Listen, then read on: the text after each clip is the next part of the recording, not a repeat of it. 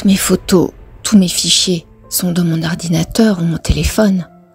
Pourtant, si j'ouvre mon ordi ou mon tel, il n'y a rien dedans. Il n'y a pas de photos. Tout est sous forme d'informations, de codage, d'ondes, rien de palpable. Et sur demande, quand on veut les voir, les documents se recréent intégralement, ou plutôt semblent se recréer. Simplement, c'est le même écran de l'ordinateur ou du téléphone qui affiche des pixels de couleurs différentes. Symboliquement, c'est un peu pareil que ce qui se passe dans la vie. Ah bon? Tout est là. L'écran de conscience est prêt à afficher toute vie, objets, personnages, décors, événements et même les sensations. Notre propre imaginaire va afficher toute une vie. Et c'est l'attention maintenant qui va faire exister un monde.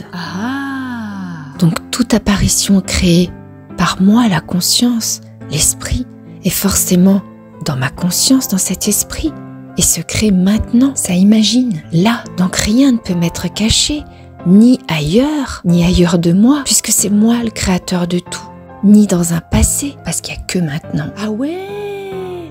J'imagine maintenant, ça rêve, tout est là, l'esprit est là, l'esprit rêve, il est prêt à tout imaginer. Donc tous les possibles sont disponibles, du paradis à l'enfer. Oh là là, ouais, des fois c'est l'enfer. Mais quand même, il y a bien des choses qui se passent qui me sont cachées, que je découvre longtemps après. Si j'apprends par exemple qu'une guerre a lieu depuis 1 mois dans un pays lointain, je le savais pas, j'en avais pas conscience, et pourtant ça a bien eu lieu, ça a existé sans que j'en sois conscient. Dans l'instant présent, soit tu n'en as pas conscience et ça n'existe pas dans l'histoire maintenant, soit tu en as conscience et ça existe dans l'histoire maintenant. Ça existe alors sous forme de pensée ou sous une autre forme, disons plus réaliste, avec images, sons, perceptions, sensations.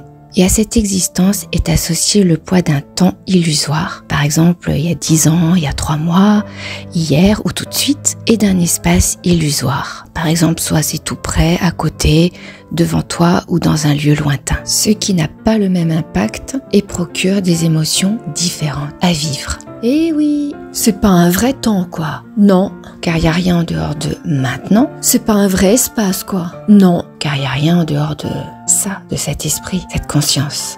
Cette scène de pièce de théâtre se joue tout de suite et est créée tout un contexte imaginaire, de façon à ce que toute cette histoire tienne debout. Et l'imaginaire est sans limite. C'est ça le jeu, ça fait partie du jeu. Et tout ça pour vivre que des émotions, des sensations, tout ça pour être maintenant.